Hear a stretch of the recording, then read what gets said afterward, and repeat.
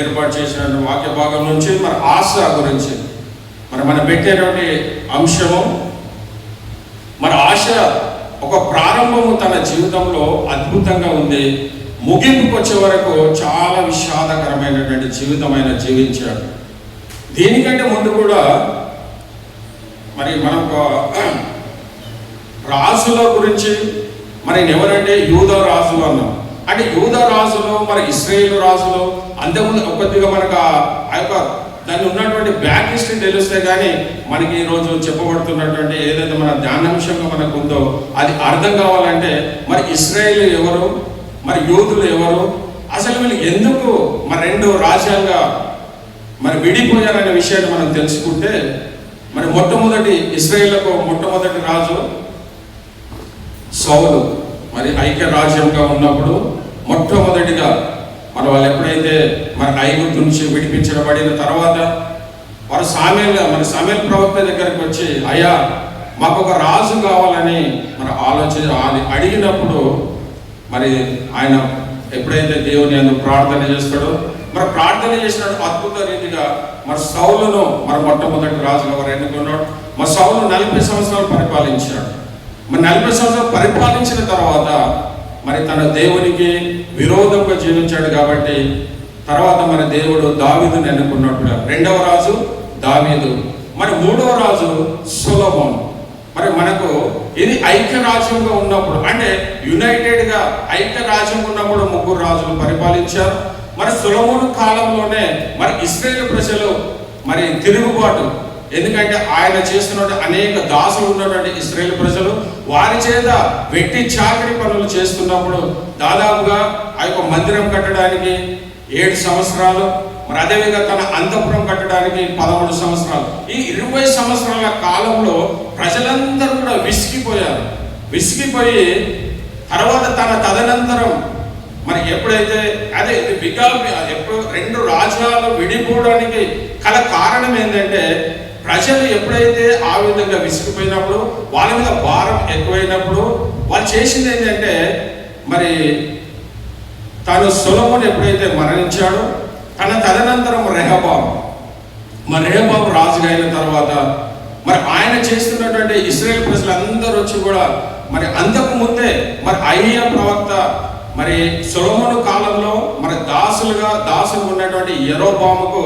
తను ఒక ప్రవచనం చెప్తాడు. ఏంటి అంటే 10 రాజ్యాలు నీకు ఇస్తున్నా అని చెప్పి ఆయనకు ఒక బట్ట చెప్పి ఆ బట్టను ఒక 10 ముక్కలుగా చేసి ఆ 10 ఇచ్చినప్పుడు సొలొమోనుకు భయపడినటువంటి ఆయన అక్కడ ఎక్కడ వెళ్తాడంటే ఐగుప్తుకి వెళ్తాడు. మరి ఐగుప్తుకి వెళ్ళిన తర్వాత ఎప్పుడైతే సొలొమోను మరణించిన వార్త తెలిసిన తర్వాత తిరిగి ఆయన యెరూషలేముకి వస్తాడు. మరి యెరూషలేముకి ఎప్పుడైతే వచ్చాడో అక్కడ ఎవరు ఆ సొలొమోను తర్వాత రాజు అయినటువంటి వ్యక్తి ఎవరు అంటే రెహబాము ఉన్నాడు. అంటే రెహబాము కూడా ఇంకా రెహబాము కాలంలోనే ఈ 2 రాజ్యాలుగా విడిపోయినట్టుగా మనం చూస్తాం. అంటే ఎప్పుడైతే యెరోబాము వచ్చాడో అప్పటికి రాజ్యం విడిపోలేదు, కానీ వచ్చినప్పుడు ఇశ్రాయేలు ప్రజలు మరి ఆ యొక్క యెరోబాముతో ఏమంటారంటే, అయ్యా నువ్వు మాకు నాయకుడిగా ఉండి మా తరపున మరి రెహబాముతో పోయి మాట్లాడు. ఏంటి అంటే మా మీద పెట్టినటువంటి భారము కొద్దిగా తగ్గించమను, మేము చాలా ఆయాసము భారంతో ఉన్నాం కాబట్టి ఆ కొద్దిగా భారాన్ని మరి తగ్గించమని చెప్పినప్పుడు మరి వీళ్ళందరూ వెళ్ళి మరి రెహబామును అడిగినప్పుడు మరి రెహబాము దాన్ని స్పందించి పెద్దలందరినీ పిలిపిస్తాడు. మరి పిలిపించి అయ్యా మరి ఇది భారం ముందు తీసి అంటే వారేదంటే వారికి ఒక యథార్థ కొద్దిగా అలా భారాన్ని తగ్గించండి వాళ్ళు సూచిస్తారు. అంటే ఒక ఆధారమైనటువంటి మాటలు మీరు వారికి ఆధారమైన మాటల చేత వారిని తృప్తిపరచండి అని చెప్పినప్పుడు ఆ మాటలు వింటాడు. కానీ పెద్దలు చెప్పినటువంటి మాటలు మరి రెహబాము గ్రహించలేకుండా తర్వాత తనతో పాటు ఉన్నటువంటి యవనస్తులైనటువంటి పిలిపించి అయ్యా మరి ఇశ్రాయేల్ ప్రజలు ఏ విధంగా అడుగుతున్నారు, మరి దీనికి ఏంటి అని అన్నప్పుడు వాళ్ళు ఏమంటారంటే నీ తండ్రి పెట్టిన భారం కంటే మరి ఇంకా రెట్టింపు భారాన్ని పెట్టాడు. నీ తండ్రి ఏదైతే వారి మీద భారం పెట్టాడో ఆ భారం కంటే ఇంకా 2 భారం పెట్టమని తనతో పాటు ఉన్నటువంటి యవనస్తులు చెప్పినటువంటి మాటలను మరి తను ఆచరించి అటువంటి సందర్భంలో మరి ఒక రాజ్యము 2గా విడిపోయింది పిల్లరా.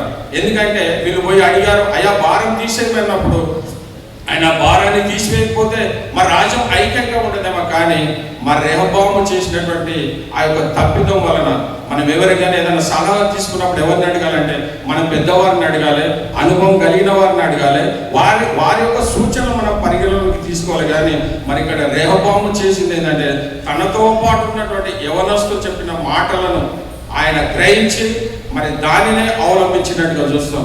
ఆ సందర్భం అంటే మూల కారణము మరి రెండు రాజ్యాలుగా విడిపోవడానికి గల కారణం ఏంటంటే ఇశ్రాయేలు అడిగిన దానిని ఆయన వ్యతిరేకించిన వాడు. వాళ్ళు ఏదైతే భారం మొత్తం తీసేమని చెప్పలేదు, కానీ నీ తండ్రి పెట్టిన భారం కంటే కొద్ది సులువైన భారము మా మీద మోపమన్నప్పుడు ఆయన దాన్ని వారి యొక్క కోరికను అనుమతించకుండా ఇంకా ఎక్కువ భారం పెట్టాడు పిల్లలు. కాబట్టి యవనస్తులైన బిడ్డలారా, మరి ఇక్కడ ఉన్న బిడ్డ మీకు కూడా ఏంటంటే మీరు ఏ సలహా తీసుకున్నప్పటికీ మీ తల్లిదండ్రుల సలహా తీసుకోండి. కానీ ఎప్పుడు మీ ఫ్రెండ్స్ కానీ ఇంకా నీతో పాటు ఉన్న వారితో ఎప్పుడు ఆ సలహా తీసుకోకూడదు. కానీ మరి పెద్దలైనటువంటి వారిని, అనుభవం కలిగినటువంటి వారి సలహా తీసుకుంటే మీ జీవితము అద్భుతంగా ఉంటుంది పిల్లరా. కాబట్టి ఈ విధంగా జరిగిన తర్వాత మరి మొట్టమొదటి రాజు మరి రెహబాము అంటే యూదా రాజ్యము మరి ఇశ్రాయేలు రాజ్యం అనే ఈ రెండు గోత్రాలు ఏవైతున్నాయి, యూదా బెన్యమీను గోత్రము యూదా రాజ్యం అనే, మరి మిగిలిన ఈ 10 గోత్రాలు ఏంటంటే ఇది ఇశ్రాయేలు రాజ్యం అని వాళ్ళు విడిపోయారు పిల్లరా. మరి విడిపోయినప్పుడు మరి చేసిన మొట్టమొదటి రాజు మరి యూదా రాజ్యానికి మొట్టమొదటి ఎవరంటే రెహబాము, మరి రెండవ రాజు అబియా, మరి మూడవ రాజు ఎవరంటే ఆసా. అంటే యూదా రాజ్యంలో ఉన్నటువంటి రాజు. మరి యూదా రాజ్యాన్ని ఎంతమంది ఒక మాట ఇంకొకటి అంటే మొత్తం రాజులు ఎంతమంది మన బైబిల్ గ్రంథంలో మరి పరిపాలించినటువంటి యూదా రాజులు మొత్తం ఎంతమంది అంటే 20 మంది పరిపాలించారు. మరి ఐక్య రాజ్యం ఉన్నప్పుడు ఆ 3 రాజులు పరిపాలించారు, మరి సౌలు, దావీదు, సొలొమోను. మరి అదేవిధంగా ఈ యొక్క ఇశ్రాయేల్ రాజ్యాన్ని కూడా ఎంతమంది రాజులు పరిపాలించారంటే 19 మంది రాజులు పరిపాలించారు పిల్లలు. అయితే మనం ఈరోజు మరి చదివిపోయే దానిలో నుంచి మరి ఇంకొక విషయం కూడా మనం తెలుసుకోవాలి. 12 గోత్రాలు ఏవైతే ఉన్నాయో మరి 12 గోత్రాలు కూడా మరి యాకోబు పెట్టినటువంటి కుమారులైనా ప్రశ్న మీకు అంటే 12 గోత్రాలు ఉన్నాము, మరి యాకోబు యొక్క 12 మంది కుమారులే, మరి 12 గోత్రాలు ఉన్నాయా లేక ఇంకా అలా వేరే వాళ్ళు ఉన్నారా? ఒక్కసారి ఆలోచించండి. అంటే దానిలో యాకోబు పుట్టినటువంటి 12 కుమారులు అయినప్పటికీ మరి దాంట్లో లేవీలకు వాళ్ళ గోత్రంలో వాళ్ళ స్వాస్థ్యం లేదు కాబట్టి వాళ్ళ గోత్రంగా తీసివేయబడ్డది. మరి రెండవది ఏంటంటే మరి యోసేపు అంటే దావీదు యాకోబు యొక్క కుమారుడే కాబట్టి మరి దావీదుకు 2 పాలు ఇచ్చారు. మరి తన యొక్క కుమారులు ఇద్దరు లేవి స్థానంలో మరి మనిషేను, మరి అదేవిధంగా యోసేపు స్థానంలో ఎఫ్రాయిమును. అంటే ఈ 12 గోత్రాలలో మరి 2 కుమారులు ఎవరంటే యోసేపు యొక్క కుమారులు, మరి 10 మంది ఎవరనంటే యాకోబు గారి కుమారులు. అని ఇది మనం ఎప్పుడు గుర్తుపెట్టు అంటే దాదాపుగా మనం చాలాసార్లు ఏంటంటే 12 గోత్రాలు యాకోబు పుట్టినటువంటి కుమారులే అని మనం చాలా మార్లు అనుకుంటాం. కానీ అంటే దానిలో 2 యోసేపు అంటే యోసేపు ఎవరంటే దావీదు కుమారుడే అయినప్పటికీ మరి తనకు పుట్టినటువంటి 2 కుమారుల స్వాస్థ్యము మరి తన అన్నలు మరి తనను కొట్టి మరి ఆ యొక్క బావిలో వేసినప్పుడు తనకు స్వాస్థ్యం ఇవ్వకూడదు అనుకున్నప్పటికీ మరి దేవుడు మర్చిపోయే దేవుడు కాబట్టి వాళ్ళందరికీ ఒక స్వాస్థ్యం అయినప్పటికీ మరి యొక్క యోసేపు యొక్క కుమారులు 2 స్వాస్థ్యాన్ని మనం పొందుకున్నట్టుగా మనం చూస్తున్నాం పిల్లలు. అంటే ఇది ఒక వృత్తాంతం. మరి ఆసా అనగానే ఏ రాజు అంటే మనకు క్లియర్గా ఏంటంటే ఈయన యూదా రాజు. మరి ఎన్నో రాజు అని చెప్పినప్పుడు ఈయన 3వ రాజు. అంటే యూదా రాజ్యాన్ని పరిపాలిస్తున్నటువంటి కాలంలో మరి ఈయన 3వ రాజుగా. మరి మొట్టమొదటి రాజు ఏంటంటే రెహబాము, మరి రెండవ రాజు అబియా తర్వాత వచ్చినటువంటి రాజే ఈ యొక్క ఆసా. మరి ప్రాముఖ్యంగా మరి వీళ్ళ యొక్క మన గతం కనుక ఆలోచిస్తే మరి వీళ్ళ వంశం ఎక్కడి నుంచి ప్రారంభమైంది. మరి ఇప్పుడు ఆసను గురించి మనం మాట్లాడుతున్నాం. ఆస యొక్క తన ముత్తాతలు ఎవరైనా మనం చూసుకున్నట్లయితే మరి వీళ్ళు ఎవరంటే ఈ యొక్క ఆస యొక్క తండ్రి అబియా, మరి అబి యొక్క తండ్రి మరి రెహబాము యొక్క తండ్రి సొలొమోను యొక్క తండ్రి దావీదు, మరి దావీదు యొక్క తండ్రి యెషయా, మరి యెషయా యొక్క తండ్రి ఓబేదు, మరి ఓబేదు యొక్క తండ్రి బోయాజు, మరి బోయాజు యొక్క తండ్రి ఎవరంటే సల్మాన్. మీకు అర్థమైంది అనుకుంటా. అంటే సల్మాన్ నుంచి వచ్చినటువంటి, మరి సల్మాను ఎవరయ్యా, మరి సల్మాన్ ఎట్లా వచ్చాడు దీంట్లకు అంటే సల్మాన్ యొక్క భార్య ఎవరంటే క్షమించాలి, మరి తన యొక్క భార్య ఎవరు అని అంటే ఎప్పుడైతే వీళ్ళు ఆ యొక్క వేగుల వారిని యెహోషువ పంపించాడో, యెహోషువ పంపించినప్పుడు ఆ యెరికో పట్టణంలో ఆ యొక్క ప్రాకారం మీద ఉన్నటువంటి ఆ యొక్క స్త్రీనే, ఆమెనే మరి సల్మాన్, ఆ యొక్క వేగుల వారిలో కూడా ఇద్దరు ఎవరైతే వేగుల వారు వెళ్ళారో మరి వేగుల వారిలో సల్మాన్ ఉండి ఉంటాడేమో. ఎందుకంటే ఆమె అద్భుతమైనటువంటి మాటలు మాట్లాడేట్టు మనం చూస్తాం. యెహోషువ గ్రంథము 2వ అధ్యాయంలో కనుక మనం చూస్తే మరి ఆమెకు దేవుని గురించి అంటే ఈ యొక్క ప్రస్తావన ఎక్కడ మొదలైంది అంటే ఒక వ్యభిచారంలో ఉన్నటువంటి స్త్రీ ద్వారా మరి యేసుక్రీస్తు వంశవల్లిలో మరి వీళ్ళ స్థానం మనం పొందుకున్నట్టుగా మనం చూస్తున్నాం పిల్లలు. కాబట్టి యెహోషువ గ్రంథము మరి 2వ అధ్యాయంలో చూస్తే మరి ఆమె గురించి కొన్ని విషయాలు మనకు లిఖించబడ్డాయండి. మీ దేవుడైన యెహోవా వైపు ఆకాశం అందు కింద మరి భూమి అందును దేవుడే, మీ ఎదుట ఎట్టి మనుషులకైనను ధైర్యం ఏమాత్రం ఉండదు. మరి నేను మీకు ఉపకారం చేస్తుంది కనుక మీరు నా తండ్రి ఇంటికి ఉపకారం చేసి నాకు నిజమైన ఆనవాళ్ళు ఇచ్చి మా తండ్రిను నా తల్లిను అన్నదమ్ములు. అంటే ఈమెంతా కూడా ఆమె ఎప్పుడైతే వీళ్ళు వేగుల వారు వెళ్ళారో మరి వీళ్ళ వారిని ఆమె దాచిపెట్టి ఆమె చేసినటువంటి ప్రతిభ, అయ్యా మీకు ఒక ఉపకారం చేశాను కదా, ఆ ఉపకారానికి మీరు నాకు ఏం చేస్తారంటే మరి ఆమె తన అన్నదమ్ములందరినీ కూడా మరి ఆమె రక్షించుకున్నట్టుగా చూస్తున్నాం. వాళ్ళకి ఏమైందంటే ఎవరైతే ఈ గృహం దీనికి ఎర్రదారం కట్టినటువంటి గృహం ఏదైతే ఉంటుందో అన్ని నశించేస్తారు, కానీ ఆ గృహం మాత్రం అంటే ఎవరైతే ఆ గృహంలో ఉంటారో వాళ్ళు రక్షింపబడతారు. అంటే అక్కడి నుంచి ప్రస్తావన అంటే సల్మాన్ నుంచి ప్రస్తావించి మరి సల్మాన్ ఏంటంటే బోయాజును, మరి బోయాజు అంటే ఓబేదును, ఆ విధంగా చివరికి వచ్చే వరకు మరి ఆశ అంటే మన జీవితంలో కూడా మరి అనేక మంది బిడ్డలు అంటే అయ్యో నేను లోకాన్ని తిరుగుబోతుగా నేను జీవిస్తున్నాను, నేను వ్యభిచారిగా నేను జీవిస్తున్నాను, నేను అనేక విధాలుగా మా దేవుడికి విరోధంగా జీవిస్తున్నాను, అయినా నా దేవుడు నన్ను వాడుకుంటాడా అనే ఆలోచన మీకు కలిగి ఉంటే మరి ఈరోజు ఇక్కడ మరి ఆ స్త్రీని, రాహాబు అనే స్త్రీని దేవుడు ఏ విధంగా అయితే వాడుకున్నాడో మరి ఆమె చేసిన కార్యం ఏంటంటే ఆ దేవుని గురించి గొప్పగా తెలుసుకుంది.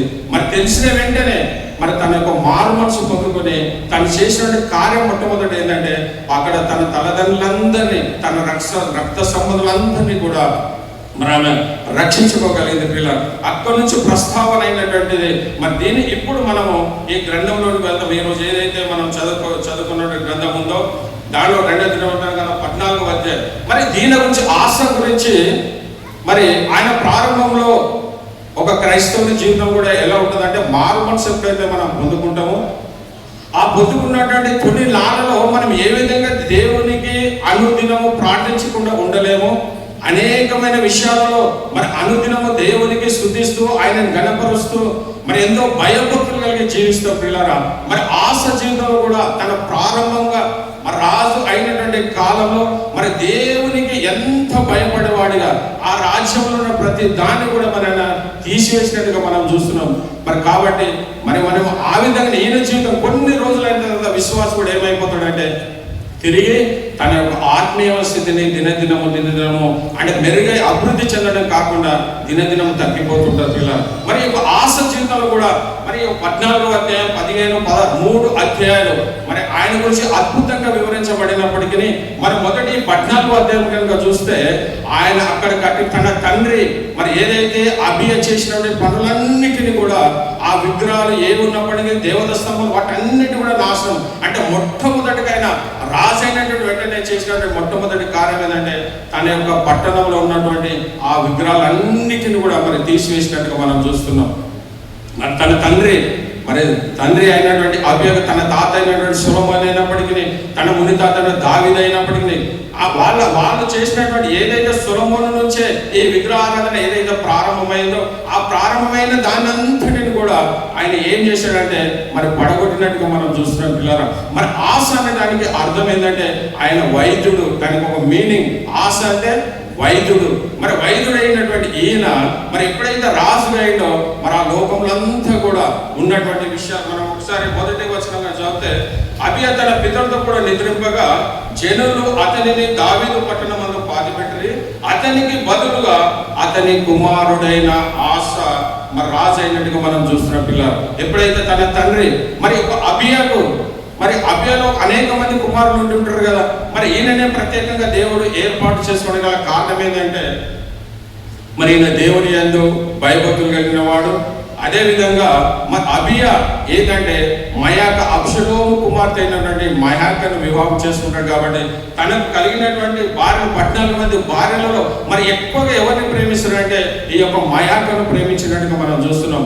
ఆమె కుమారుడే మరి ఈరోజు మనం ఆశ ఏదైతే మనం ఈరోజు ఆశ గురించి జీవిత చరిత్ర మనం ఏదైతే మరి ధ్యానిస్తున్నామో ఆ యొక్క కుమారుడు. కాబట్టి తను ఎక్కువగా తన భార్యను మరి అదేవిధంగా మరి యాకోబు కూడా చూస్తే మరి లేయాను ప్రేమించలేదు కానీ ఎక్కువగా ప్రేమించింది అంటే రాహేలును ప్రేమించినట్టుగా మనం మరి ఇక్కడ కూడా మరి ఏ రాజు అయితే తన యొక్క తండ్రి అయినటువంటి అబియా మరి మయాకను ప్రేమించాడు. కాబట్టి మయాక ఎవరో కాదు కానీ ఆమె అబ్షలోము యొక్క కుమార్తె.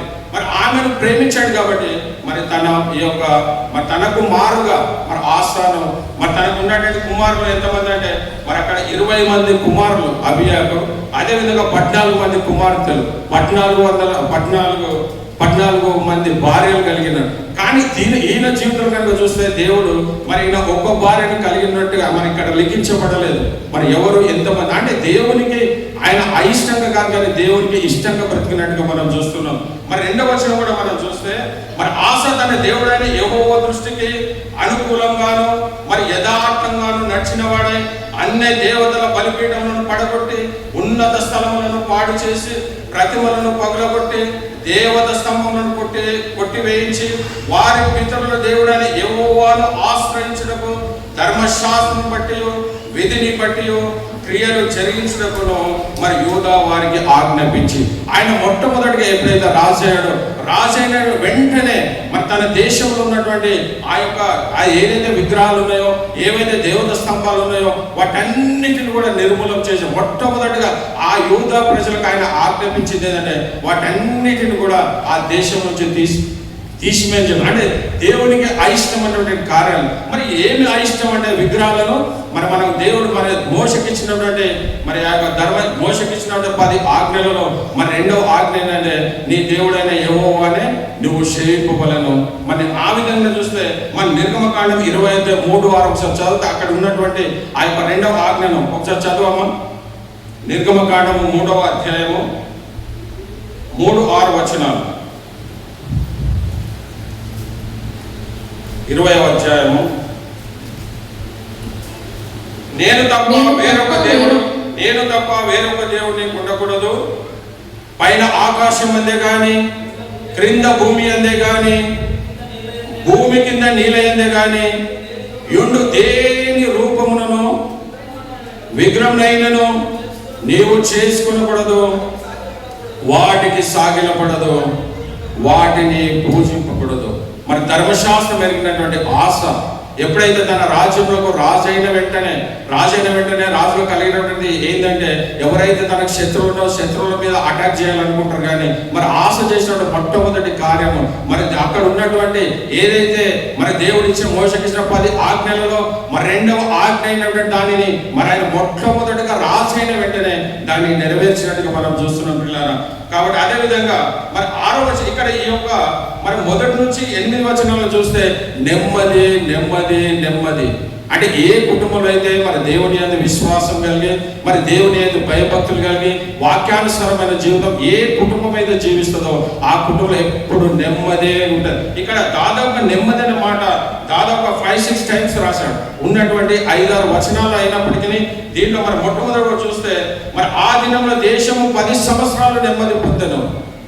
మరి ఇక్కడ మరి తర్వాత కనుక చూస్తే మరి ఆయన చేసినట్టు మరి 6వ వచనం కూడా చూస్తే మరి ఆ సంవత్సరంలో అతనికి యుద్ధములు లేకపోవడం చేత దేశంలో నెమ్మది కలిగి ఉండెను. మరి అదే చివరిగా మనం 7వ వచనం కనుక చూస్తే మరి ఆయన మన చుట్టూను నెమ్మది కలిగజేస్తున్నాడు. దేశమందు మనము నిరంతరముగా మన జీవనోచను మనం ఈ పట్టణంలో కట్టించి మరి ఎప్పుడైతే మన దేవునికి మన విధేయంగా జీవిస్తామో మన దేవుని ఆజ్ఞను ఏవైతే పాటిస్తామో ఆ కుటుంబంలో నెమ్మది. మరి ఇక్కడ తన దేశంలో మరి నెమ్మది అనే మాటను దాదాపుగా 5-6 టైమ్స్ మరి లిఖించినట్టుగా మనం చూస్తున్నాం పిల్లలు. మరి ఈ రోజు నువ్వు నేను తెలుసుకోవాల్సింది ఏదైనా ఉంటే నీ కుటుంబంలో శాంతి సమాధానం లేక నీవు ఉన్నావేమో, నెమ్మది లేకుండా కనుక నీవు ఉన్నావేమో. మరి ఏ విధంగా ఆశ ఏ విధంగా తను చేసినటువంటి కార్యం ఏంటంటే దేవుని ఆజ్ఞలో రెండవ ఆజ్ఞ ఏంటంటే ఏ విధంగా నెరవేర్చాడో మరి నువ్వు కూడా ఆజ్ఞ దేనైనా తప్పిపోయిన స్థితిలో ఉన్నావేమో, మరి అందుకే నీ కుటుంబంలో శాంతి సమాధానం లేకున్నావు. మరి దేవుడు ఆయన చేసినటువంటి కార్యాన్ని బట్టి ఆ దేశంలో నెమ్మది కలిగి ఉండనని మనం చూస్తున్న పిల్లరా. ఒకవేళ ఈ రోజు నెమ్మది లేకపోతే మరి ఏ ఆజ్ఞ నువ్వు తప్పిపోయి ఉన్నావో, మరి దేవునికి ఏ విషయంలో నువ్వు ఆయనకు ఆయాసకరంగా నువ్వు జీవిస్తున్నావో, మరి అది మనము గ్రహించి పరిశోధించుకొని దాన్ని మనం నెరవేర్చేవారుగా దాన్ని విడిచిపెట్టి మరి దేవుని ఎదుగు నీకు వచ్చినట్లయితే నీ కుటుంబంలో శాంతి సమాధానం, నీ కుటుంబంలో ఎలాంటి సమస్యలు ఉన్నప్పటికీ నీ కుటుంబంలో శాంతి సమాధానం కావాలంటే మొట్టమొదటిగా నీ కుటుంబంలో దేవుడిని చేత నువ్వు ప్రార్థిస్తున్నావా? కుటుంబ ప్రార్థన నీ కుటుంబంలో ఉందా? అనుదినం నువ్వు దేవుడిని ప్రార్థించే స్థితిలో నువ్వు ఉంటున్నావా? మా దేవునికి ఆయాసకరం నీలో, నీ ఒంటిలో కానీ నీ ఇంటిలో ఏది ఉన్నప్పటికీ దాన్ని నువ్వు విడిచిపెట్టగలుగుతున్నావా? ఎప్పుడైతే ఈ రెండు క్రియలు కనుక నువ్వు చేస్తే మరి దేవుడు అక్కడ ఆశ రాజైన తర్వాత చేశాడు కాబట్టి ఆ దేశానికి మరి నెమ్మది కలిగినట్టు మనం చూస్తున్నాం పిల్లారా. మరి అదే విధంగా ఎప్పుడైతే నెమ్మది ఉంటుందో మన కుటుంబాలలో భౌతికంగా కూడా ఆలోచించినప్పుడు, ఎప్పుడైతే దేవునికి దగ్గరే మనం అనేక విషయంలో దేవుడితో సావాసం కలిగి ఉన్నప్పుడే కొన్ని శ్రమలు దేవుడు అనుమతిస్తాడు. అంటే మనల్ని పరిశోధించడానికి, మనల్ని పరీక్షించడానికి కొన్ని శోధనలు ఇస్తాడు. మరి ఇక్కడ ఆశ ఇంత మంచి కార్యం చేసినప్పటికీ మరి ఆశ జీవితంలో మరి దేవుడు ఇప్పటి వరకు ఈ 7వ వచనం చూస్తే నెమ్మది నెమ్మది నెమ్మది అనే మనం విన్నాం. కానీ మరి 8వ వచనం కనుక చూస్తే ఎప్పుడైతే తను దేవుని యందు భయభక్తులు కలిగి మరి దేవునితో సావాసం కలిగి మరి దేవుడు ఇంకా దినదినం తన యొక్క ఆత్మీయ జీవితాన్ని బలపరుస్తున్నప్పుడు ఒక శోధన కలగజేసిన పిల్లారా. మరి ఆశ జీవితం కూడా ఒక శోధన వచ్చింది. మరి ఆ శోధనను బట్టి ఏంటి ఆ శోధన అంటే మరి కూషుడైనటువంటి జరావు తన మీదకి యుద్ధానికి వస్తాడు. మరి ఎందుకయ్యా మరి యుద్ధాలు? మరి దేవుడు నెమ్మది కలిగించాడు కదా. మరి ఆశ మరి దేవుని యొక్క ఆజ్ఞలు నెరవేర్చేవాడి ఉంటున్నాడు కదా. మరి ఎందుకు ఈ శ్రమలు అంటే మరి దేవుడు ఎవరి మీద ఆధారపడటానికి, మరి ఆయన నేను ఒక శ్రమలు పెట్టినప్పుడు మరి యుద్ధాలు కలిగజేసినప్పుడు నన్ను ఆశ్రయిస్తాడా లేకపోతే వేరే మీద ఆధారపడతాడా అని దేవుడు పరీక్షించడానికి. ఈ రోజు మరి నీ జీవితంలో ఏ శ్రమలు కలిగినప్పటికీ ఆ శ్రమలను బట్టి నువ్వు కురిగిపోయేవాడి ఉండకూడదు, కానీ ఆ శ్రమలను బట్టి నువ్వు దేవునికి పాటించేవాడి ఉండాలి. ఏ శ్రమ కలిగినప్పటికీ అయ్యో నేను దేవుని ఇంత భక్తిగా నేను ఉంటున్నా, మరి దేవుని అన్ని కార్యాలను చేయగలుగుతాను నువ్వు అనుకుంటున్నావేమో, కానీ నువ్వు అన్ని క్రియలు సరిచేసినప్పటికీ నువ్వు దేవుడు నేను పరీక్షించడానికి అనే విషయాన్ని నువ్వు గ్రహించాలి పిల్ల. మరి ఇక్కడ ఆశలో ఎంత నెమ్మది కలిగినప్పటికీ మరి 8వ అధ్యాయం వచ్చే వరకు తన సైన్యాన్ని కనుక మనం ఆలోచిస్తే ఆ కాలమున మరి డాలను పట్టుకొని 3 లక్షల మంది యూదవాలను కేడెములు ధరించి విల్లువేయు 2,80,000 మందిని మరి బెన్యమీలో కూడిన సైన్యం ఆశకు మరి ఆశకున్నటువంటి సైన్యం ఏంటంటే మరి దాదాపుగా మరి ఏదైతే ఆ కేడెములను ధరించి యుద్ధము చేసేవారంటే 3 లక్షల మంది ఉన్నారు. మరి అదే విధంగా మరి 1,000 మంది 2,80,000 అంటే దాదాపుగా ఈయనకున్నటువంటి ఆశకున్నటువంటి సైన్యం ఏంటంటే 5,80,000 మంది సైన్యాన్ని కలిగినటువంటి ఆశ. మరి ఎప్పుడైతే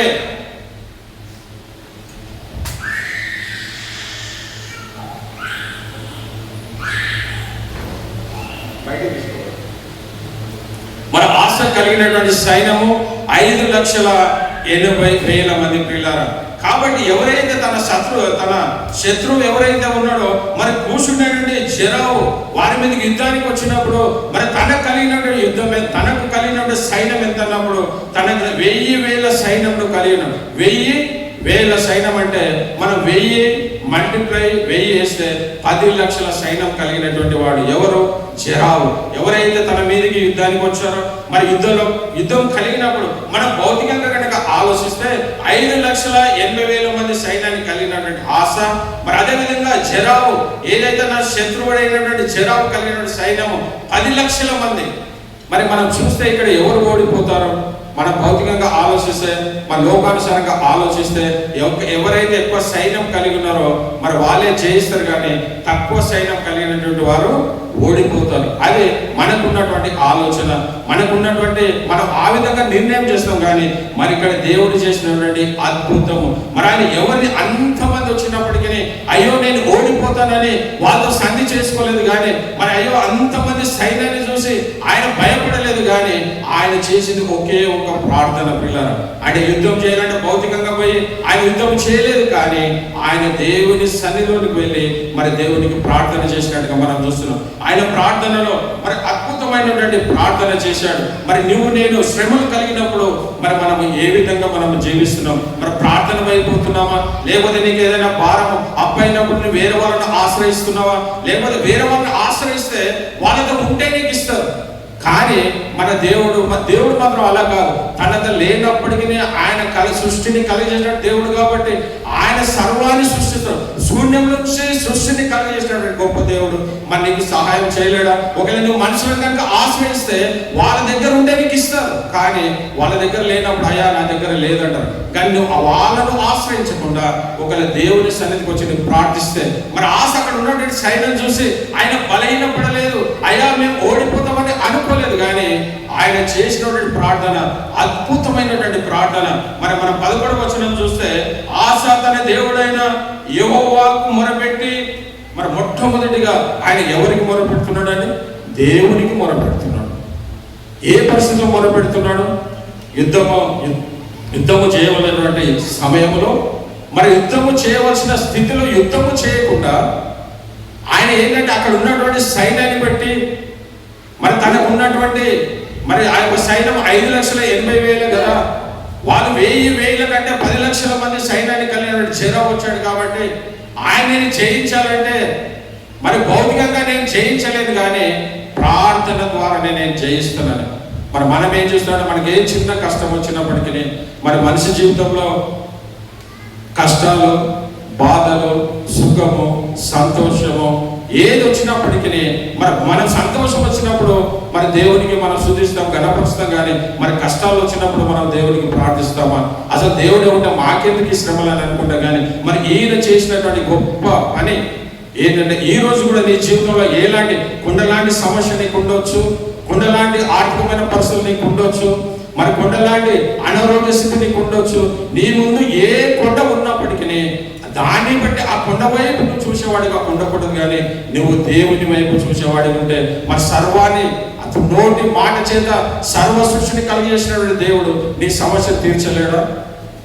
మరి ఇక్కడ చేసినటువంటి ప్రార్థనను మనం చూస్తే మరి మొట్టమొదటిగా ఆయన చేసిన ప్రార్థన కనుక మనం చూస్తే మరి ఆశ మరి దేవుడని యెహోవాకు మొరపెట్టి అంటే దేవునికి ప్రార్థన చేస్తున్నాడు. మరి అలాంటి క్లిష్టమైన పరిస్థితులలో ఆయన కుంగిపోలేదు, అయ్యో మేము ఓడిపోతామని అనుకోలేదు, కానీ ఒక దృఢమైన ప్రార్థన, ఒక నిరీక్షణ కలిగినటువంటి ప్రార్థన, విశ్వాసం కలిగినటువంటి ప్రార్థన. ఈ ఒక దీనిలో 4 మనవులు చేశాడు. మరి మొట్టమొదటిగా మనం చూసినట్లయితే ఆయన యథార్థమైన ప్రార్థన చేశాడు. ఏమన్నాడంటే ఆశ తన దేవుడని యెహోవాకు మొరపెట్టి యెహోవా విస్తారమైన సైన్యము చేతిలో ఓడిపోకుండా బలము లేని వారికి సహాయం చేయుటకు నీకన్నా ఎవరు మాకు లేరు. నిజంగా ఎంత అద్భుతమైన అంటే మాకు లోకంలో ఎవరు లేరయ్యా, నీవే మా సహాయకుడు, నీవే మాకు సహాయం చేసే దేవుడు అని ఆయన దేవునికి ప్రార్థిస్తున్నాడు. మనమైతే నాకు ఇంత సైన్యం ఉంది కదా, కాకపోతే ఇక పొరుగు దేశం అనేటువంటి రాజులు ఎవరైతే ఉన్నారో ఆ సైన్యాన్ని మనం పిలుచుకుందాము, మనం కలిసి యుద్ధం చేద్దామని అనుకోలేదు, కానీ ఆయన దేవుని సన్నిధిలో మోకరించి మరి దేవునికి ప్రార్థన తనను తాను తగ్గించుకొని మరి ఆ మాట చదివితే ఎంత అద్భుతంగా ఉంది పిల్లరా. యెహోవా విస్తారమైన సైన్యము చేతిలో ఓడిపోకుండా బలము లేని వారికి సహాయం చేయుటకు నీకన్నా ఎవరున్నారు? నువ్వు ఈ రోజు నేను ఈ ప్రార్థన మనం చేయగలుగుతున్నామా? ఎలాంటి సమస్య వచ్చినప్పటికీ విస్తారమైన సైన్యం, తనకున్న సైన్యం అంటే 2 సైన్యం కలిగినప్పటికీ మరి దేవునికి ఆయన ప్రార్థన ఏమని చేస్తుందంటే అయ్యా బలము లేని వారికి బలము చేకూర్చుకోవడం నీవేనయ్యా. మనం చదువుకున్నటువంటి కీర్తనలు కూడా మరి దావీదు చేసిన 121 కీర్తనలు కూడా మరి దావీదు చేసినటువంటి దాన్ని కూడా మనం ఆలోచించినట్లయితే 121 మొదటి వచనము మరి కొండల తట్టు నా కన్నులెత్తుచున్నాను, మరి నాకు సహాయం ఎక్కడి నుండి వచ్చు అంటే ఇది దావీదు ఈ వచనాలు కనుక మనం బాగా గమనిస్తే మరి తన గురించి తను ప్రశ్న వేసుకుంటున్నాడు. తన గురించి తాను ఏమని ప్రశ్న వేసుకుంటున్నా అంటే మరి కొండల తట్టు నా కన్నులెత్తుచున్నాను, నాకు సహాయం ఎక్కడి నుండి వచ్చు. ఇది ప్రశ్ననే కదా. అంటే తన తనకు తన మైండ్ సెట్లో దావీదు యొక్క ఆయన తన హృదయంలో ఉన్నటువంటి మాట ఏంటంటే మొట్టమొదటిది, మరి కొండల తట్టు నేను కన్నులెత్తుచున్నాను, నాకు సహాయము ఎక్కడి నుండి వచ్చును. తనను తాను ప్రశ్నించుకుంటున్నాడు, కానీ తనకు తాను తిరిగి జవాబు చెప్పుకుంటున్నాడు. మరి నువ్వు కూడా ఎలాంటి బలమైన పరిస్థితులు ఉన్నప్పుడు, నీకు పరిస్థితులు అననుకూలంగా పరిస్థితులు ఉన్నప్పుడు, మరి దేవునికి నువ్వు దావీదు చేసినటువంటి ప్రార్థన, కొండల తట్టు నేను కన్నులెత్తుచున్నాను, నాకు సహాయం ఎక్కడి నుండి తనను తాను ప్రశ్నించుకున్నప్పటికీ, మరి రెండవది కనుక చూస్తే యెహోవా వలనే మాకు సహాయం.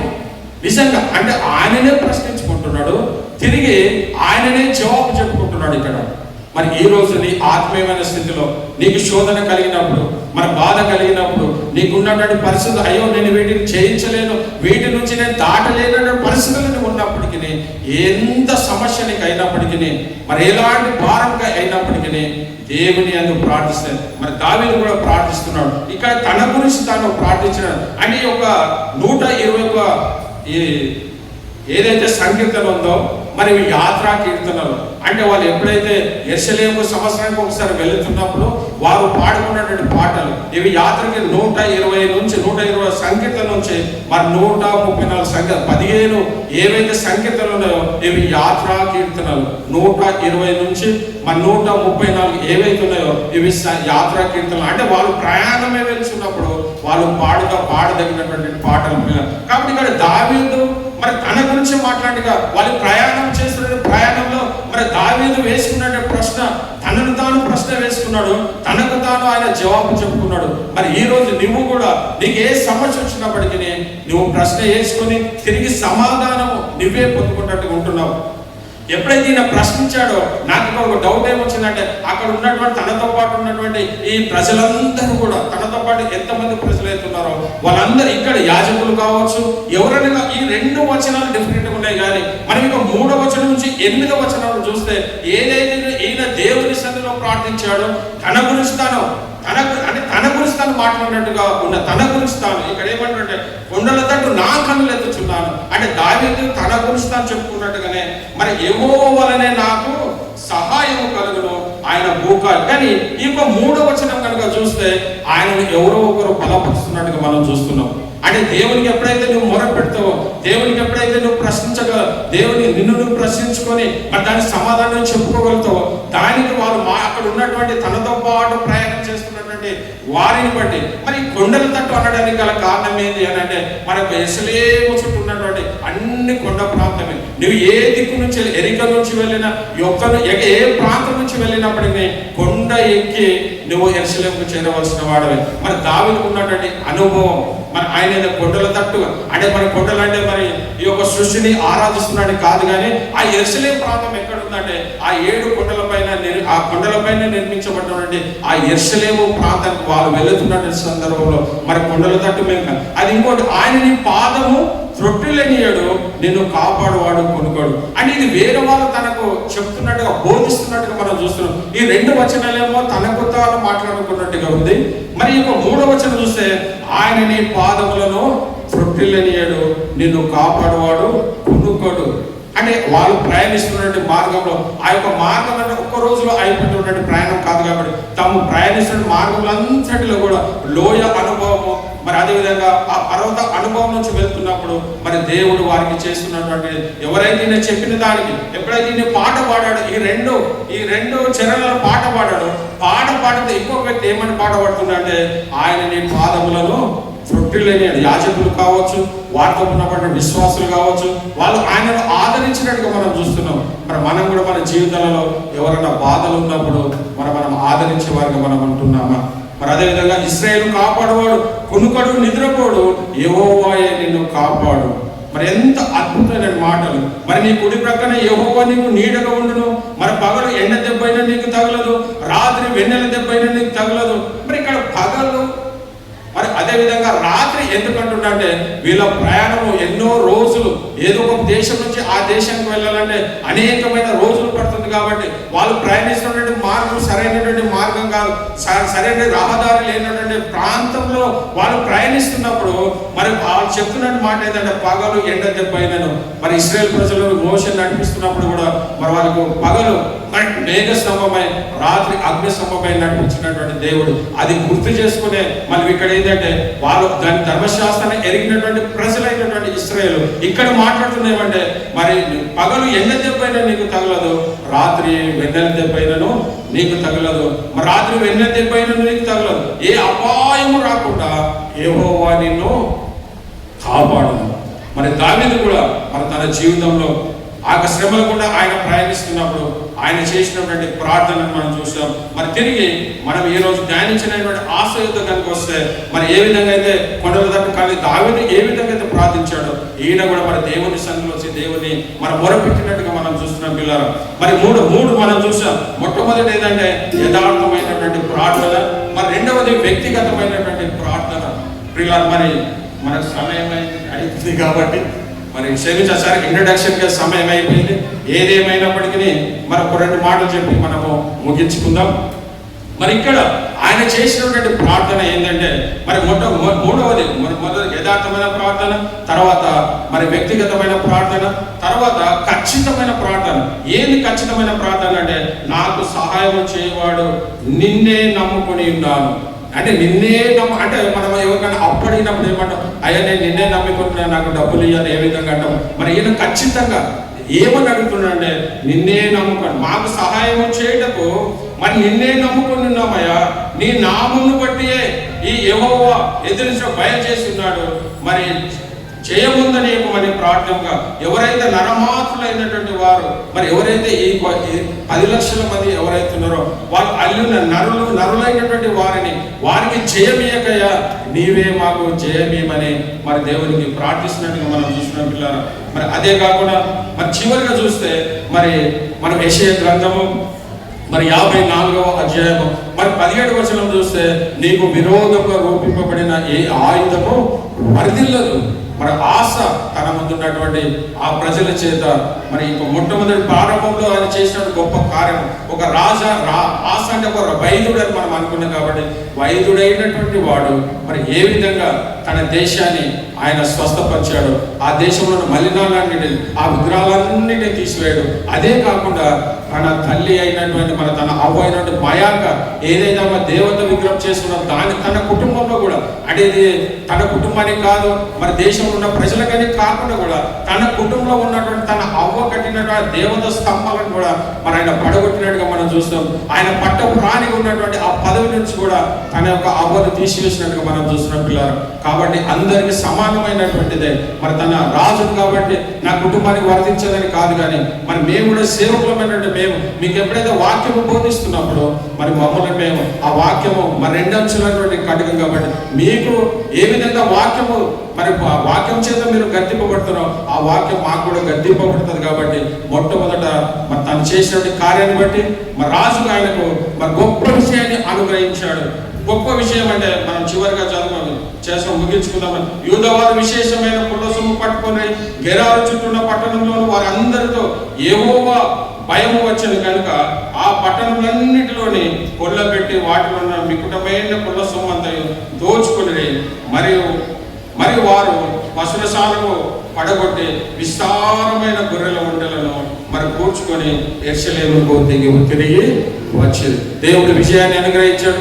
ఆ విజయాన్ని బట్టి వాళ్ళు అక్కడ ఉన్న సమస్తాన్ని కూడా పశు సంపదను మరి సమస్తమును తీసుకుని మరి యెరూషలేము ప్రాంతానికి వచ్చాడు. అంటే వీళ్ళు యుద్ధం చేశారు పిల్లలు, యుద్ధం చేయలేదు. ఆశ చేసినటువంటి ఒకటే దేవుని సన్నిధిలో మన 10 లక్షల వైపు చూడలేదు. మరి దావీదు కూడా మరి గొలియాతుని ఇశ్రాయేలు ప్రజలు మరి ఇశ్రాయేలు ప్రజలు అక్కడ ఉన్న ప్రజలు గొలియాతును చూశారు, వాళ్ళ శరీరాన్ని చూసుకున్నారు, గొలియాతును చూశారు, వాళ్ళ శరీరాన్ని చూసుకున్నారు. కానీ మరి దావీదు ఎప్పుడైతే వెళ్ళాడో ఆ గొలియాతు వైపు చూడలేదు, కానీ ఆయన దేవుని వైపే చూశాడు. మరి ఆశ కూడా ఇక్కడ ఎవరి వైపు అంటే మరి దేవుని వైపే.